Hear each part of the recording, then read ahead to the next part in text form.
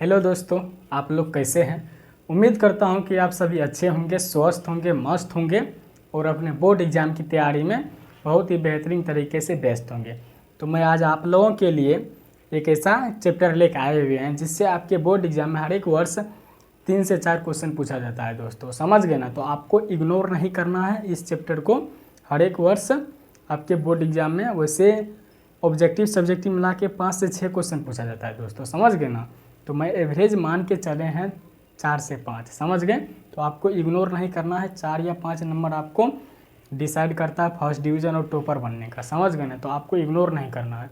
छोटा ही टॉपिक लेकर आए हुए हैं आज की क्लास में, तो आपको अच्छा तरीक़ा से समझना है।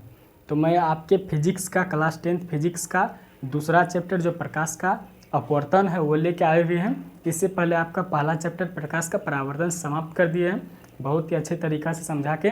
तो आपको पिछला क्लास भी देखना है इस क्लास देखने के बाद, अगर आप सभी दोस्तों में से कोई दोस्तों नहीं देखे हैं तो आइए आज सेशन शुरू करते हैं।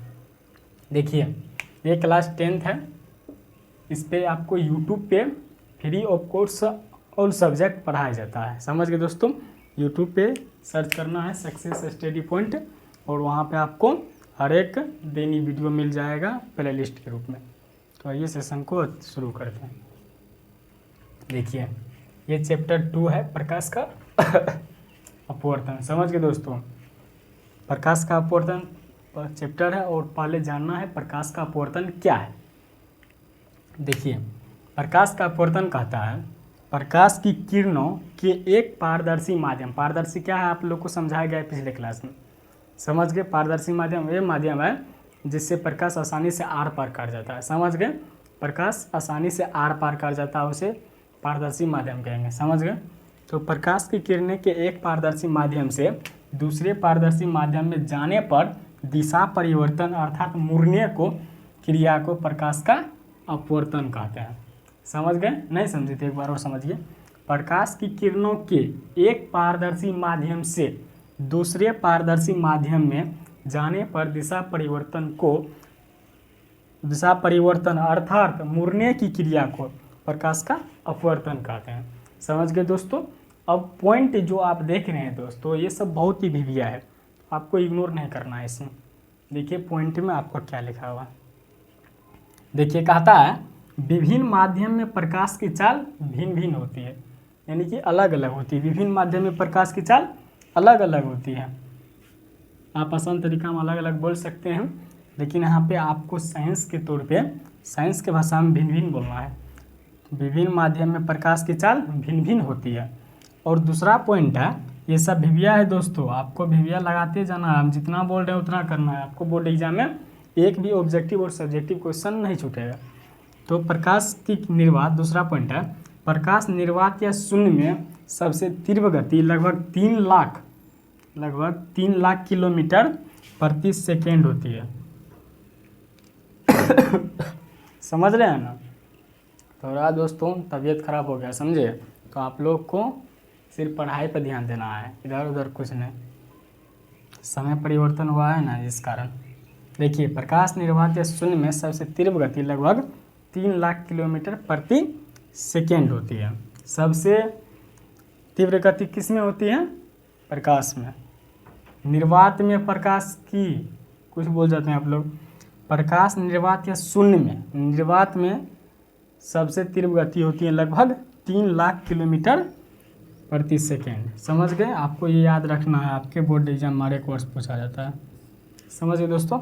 अब ये जो देख रहे हैं अपवर्तनांक ये भी आपके एम भिविया है, सब्जेक्टिव में ये पूछ देता है, ये भी भिविया है। जो हम टॉपिक लेकर आते हैं दोस्तों सब एम भिविया लेकर आते हैं, समझ गए। अब देखिए अपवर्तनांक क्या कहता है। किसी माध्यम का अपवर्तनांक शून्य में प्रकाश की चाल और उस माध्यम में प्रकाश की चाल के अनुपात को अपवर्तनांक कहते हैं। शून्य में प्रकाश की चाल c और उस माध्यम में प्रकाश की चाल को क्या कहते हैं? प्रकाश के चाल के अनुपात को अपवर्तनांक कहते हैं। एक बार और समझ लीजिए।